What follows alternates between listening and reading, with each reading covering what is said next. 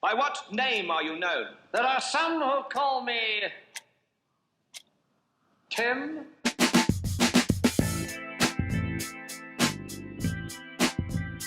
Get him. Get him.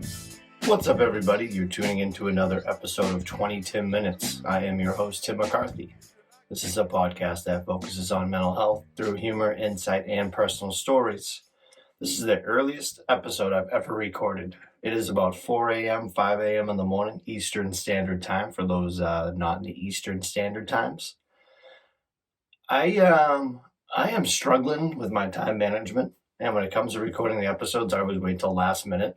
So last night I was too tired, and I was like, I just can't talk right now. I can't do it. Maybe I'll wake up in the morning and do it. And I knew I was lying to myself, but you know what? I surprised myself. I went from lying to surprising myself very quickly. So I'm pretty proud of myself getting up this early, getting this episode out to you. And it's episode 99. Holy shit. One more, it's 100, and I can stop doing the 0 before every number, and it's just going to be 100. That is going to be something. I keep having to stare at my microphone because my equipment is starting to fall apart. So yeah, let's see if this works. To learn more about me and the podcast, go to 2010minutes.com.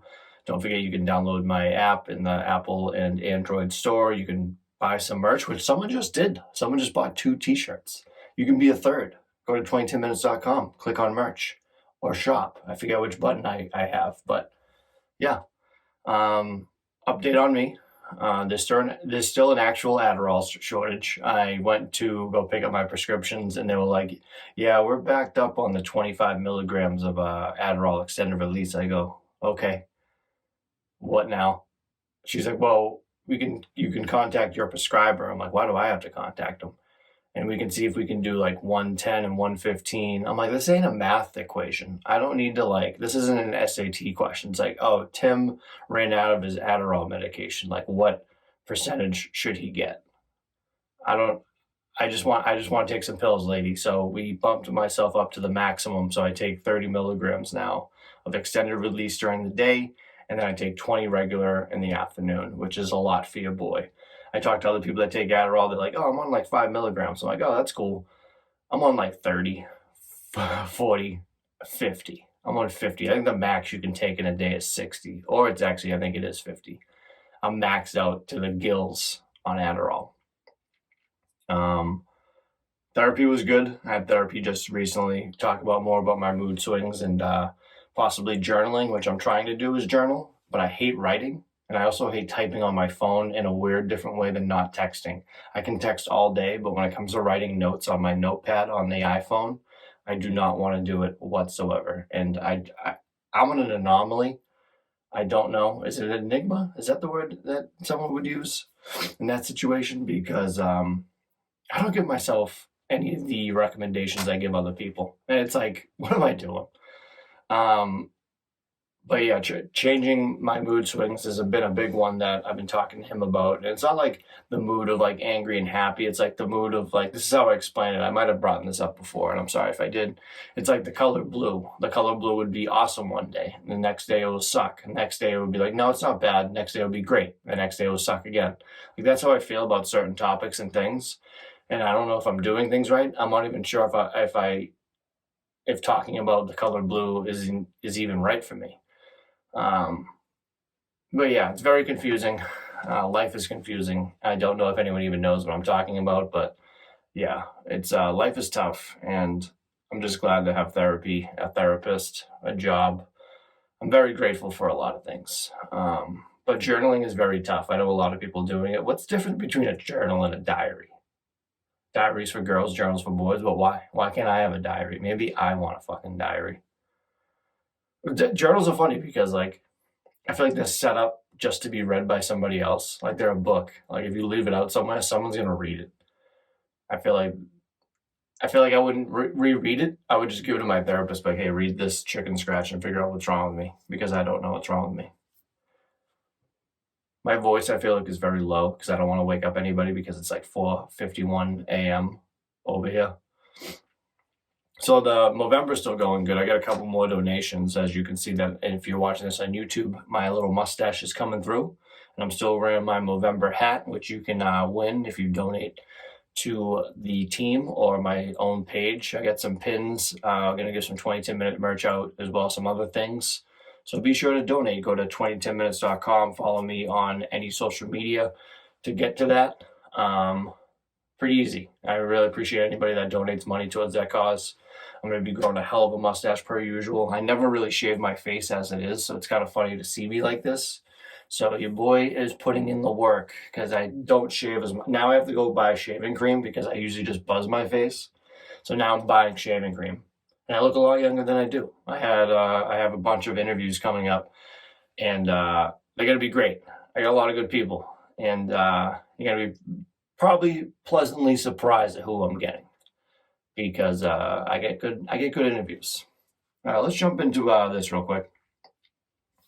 Don't forget 988, the suicide prevention hotline number. That's the new number for people that need help. So don't be afraid to use that if you need it or to give it to somebody that you know. So it opened up on July 16, 2022.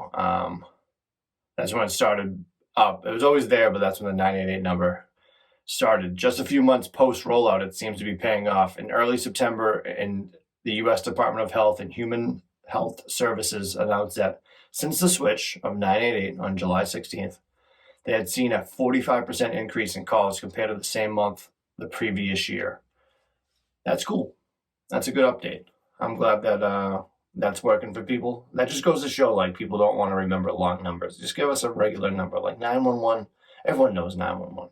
Now we can know that 988 is very easy to remember. This is 911 or 411 or 211. They should all do something. Although all the like 3 numbers should all do something on the phone, which I don't know. I'm not making any sense on that.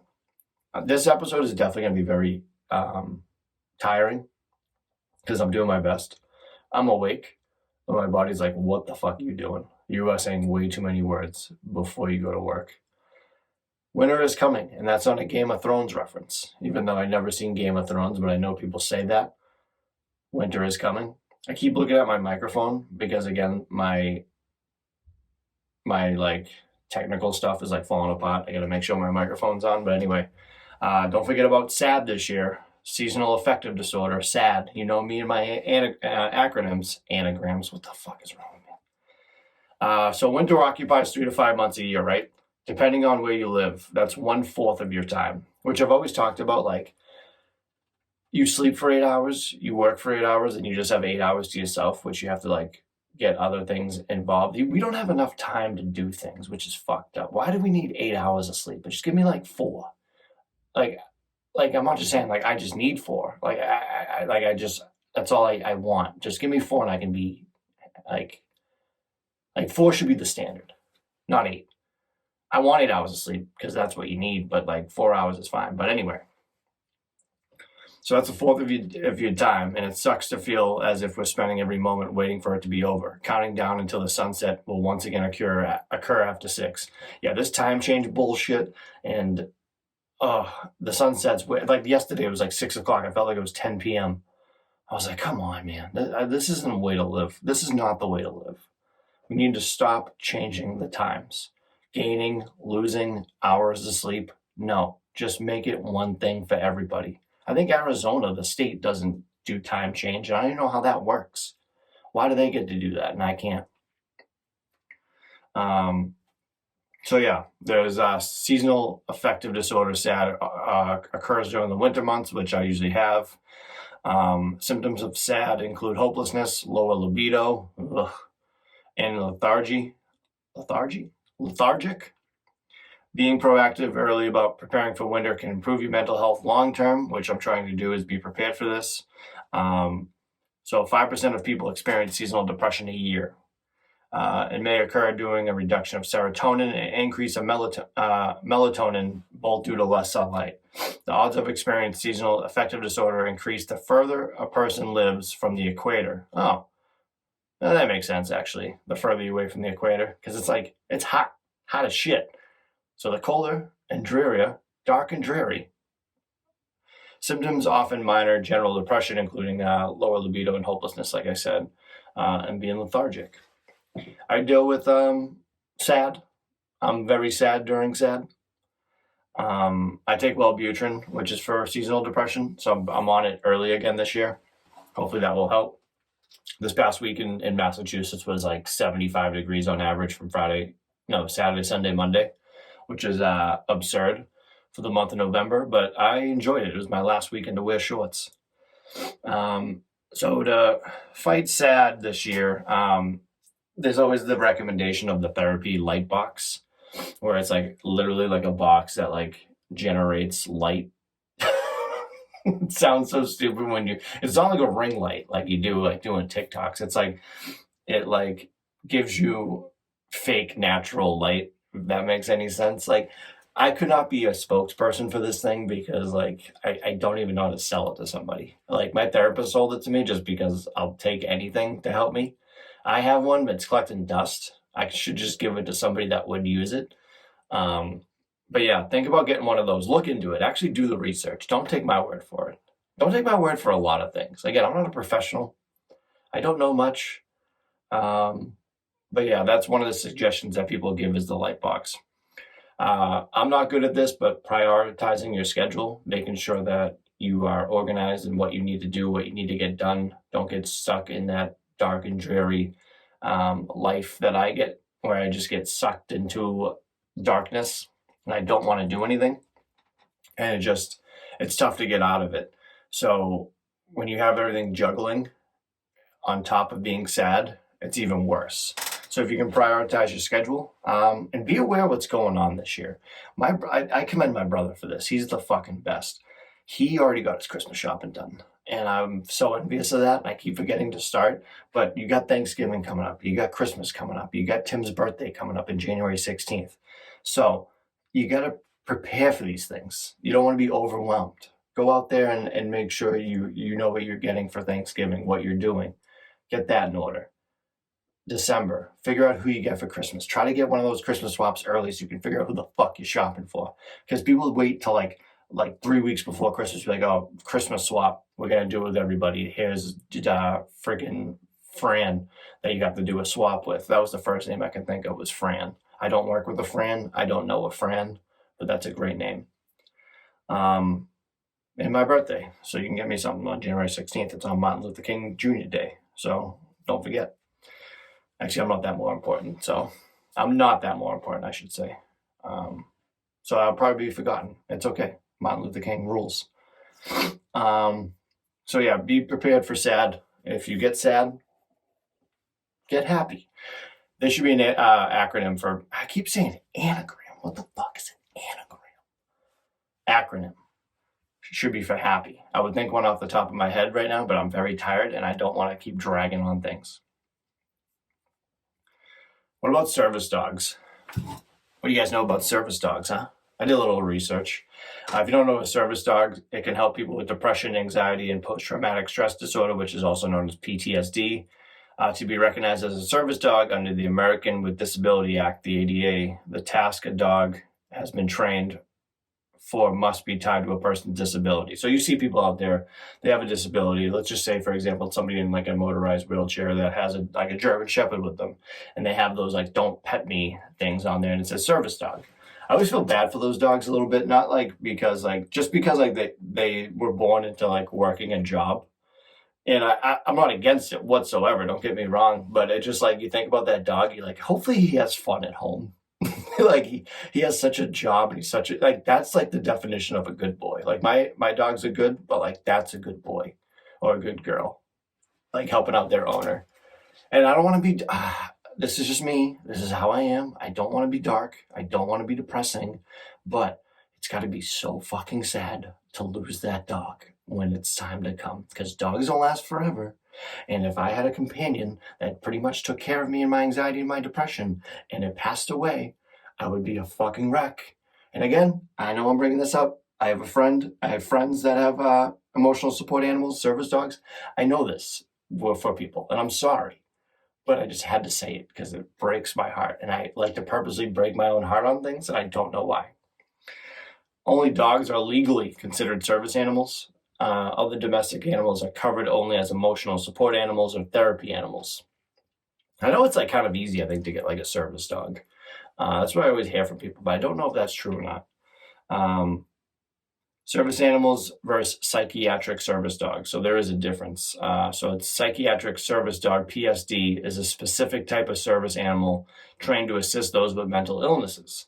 So there's disability, like physical disability, and then there's mental disability, obviously.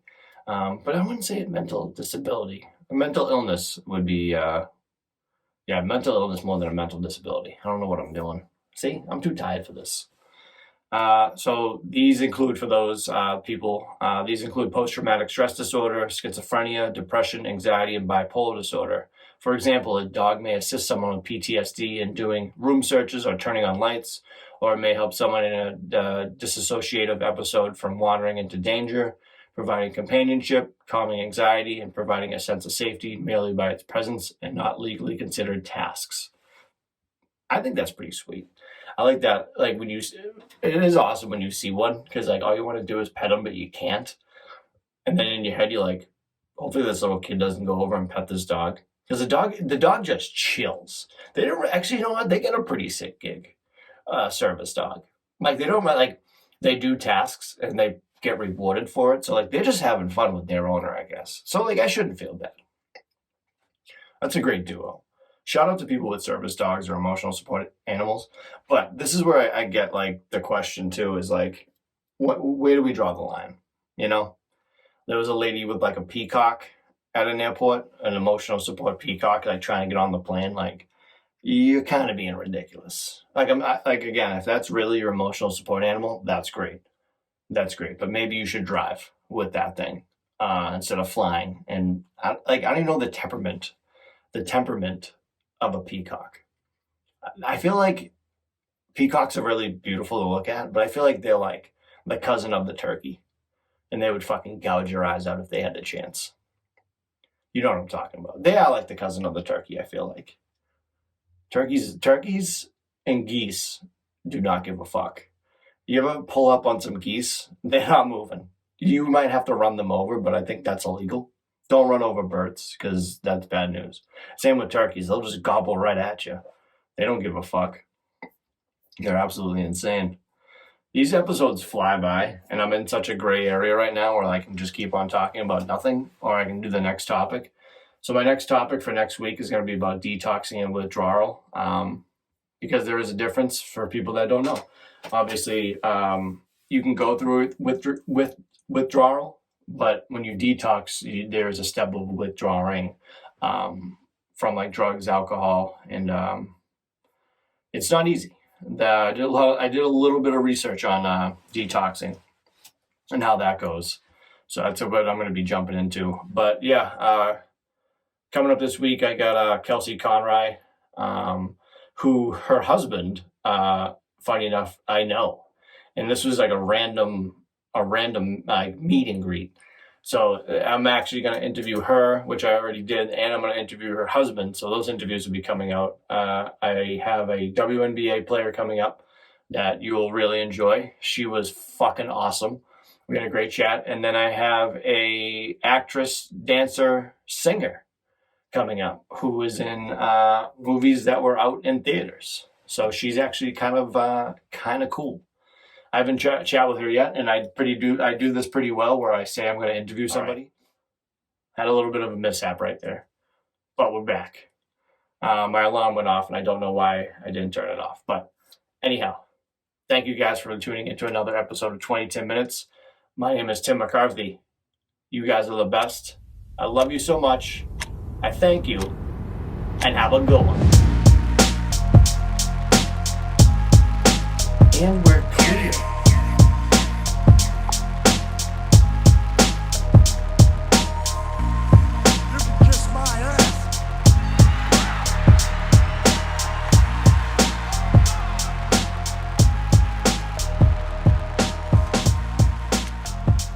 This podcast is not intended to be a substitute for professional medical advice, diagnosis, or treatment.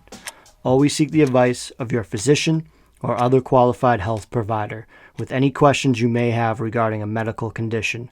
If you are feeling suicidal, please dial 911.